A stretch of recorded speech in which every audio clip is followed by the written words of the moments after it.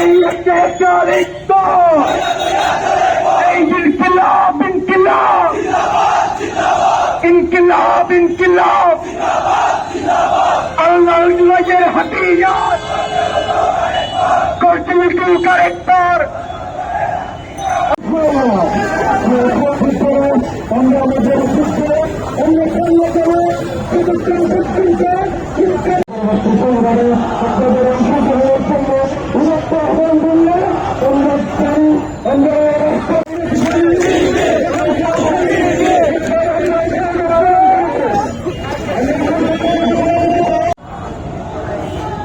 আজকের মিছিল পরবর্তী সমাবেশে উপস্থিত ছাত্র শিবিরের বিভিন্ন পর্যায়ে দায়িত্বশীল বৃন্দ, উপস্থিত ছাত্র শিবিরের বিভিন্ন পর্যায়ে নেতা কর্মী, উপস্থিত সংবাদ মাধ্যমের কর্মী ভাইরা, উপস্থিত প্রশাসনের বিভিন্ন পর্যায়ের ভাইরা, উপস্থিত সিলেট পাশের আসসালামু আলাইকুম ওয়া রাহমাতুল্লাহ।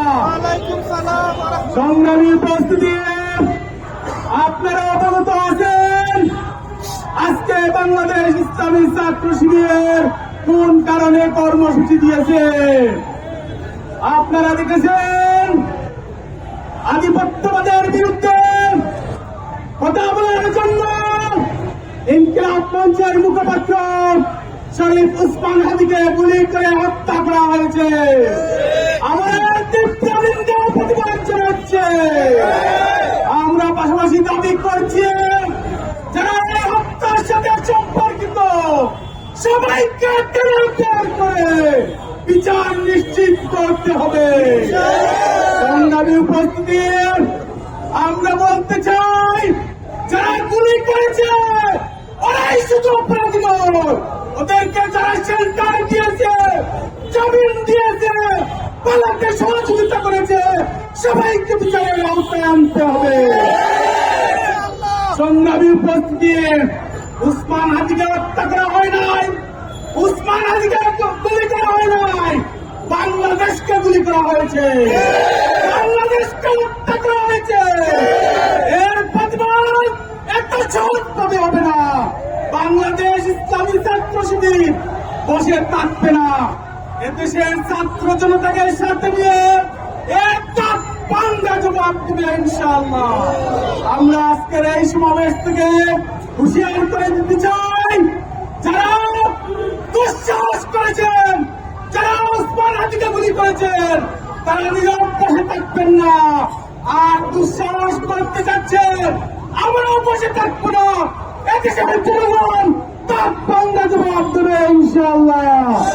সংগ্রামী উপস্থিতি, আমরা আরো বলতে চাই 1971 সালের পর থেকে এদেশকে সাম্রাজ্যবাদীরা, আগ্রাসনবাদীরা শোষণ করে খাচ্ছে, পরিচালনা করে খাচ্ছে।